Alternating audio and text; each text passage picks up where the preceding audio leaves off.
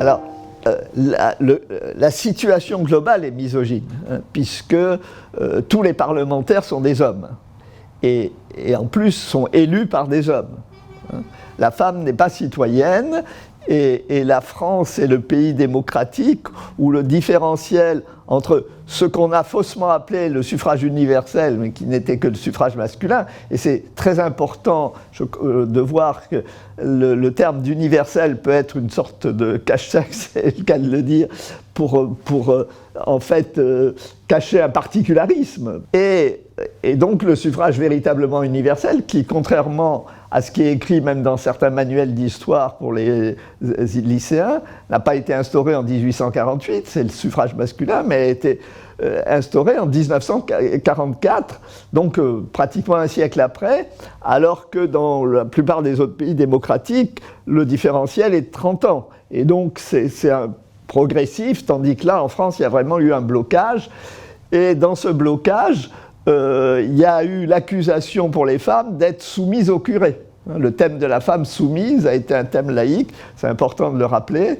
Et il y a un journal, je crois que c'est l'Humanité d'ailleurs, mais j'en suis pas absolument sûr, enfin un journal de gauche qui disait si on laisse les femmes voter, on n'aura plus à l'Assemblée que des bellâtres et des curés. Donc ça donne une idée du climat de l'époque. Alors, la loi elle-même, Briand et Buisson étaient des gens qui, par rapport à leur époque, étaient féministes. Et donc, ils ont voulu que les associations cultuelles qui étaient chargées de gérer temporellement les cultes soient composées de personnes des deux sexes, des femmes et des hommes, et que les femmes soient éligibles dans les bureaux des associations cultuelles.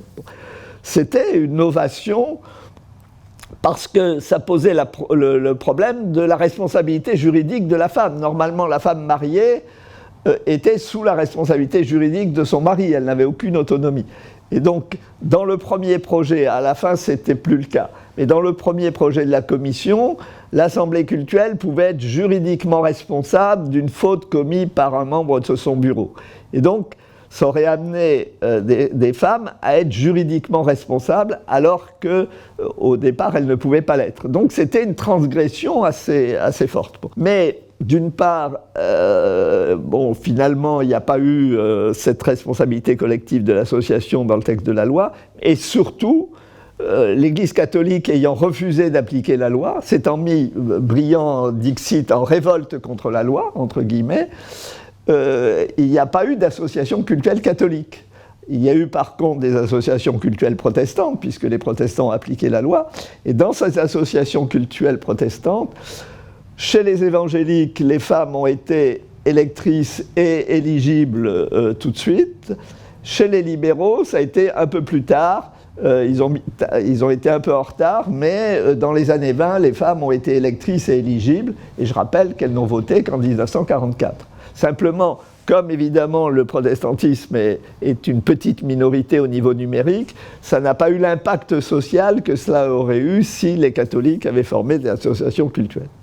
Alors, dans les 32 thèses, je retiens une autre chose que vous m'avez dite, qui est le fait que la séparation et la laïcité n'est pas une exception française. Ce qui est très intéressant, c'est de voir que dans les débats qui concernent la loi de 1905, il y a beaucoup de références à des modèles étrangers.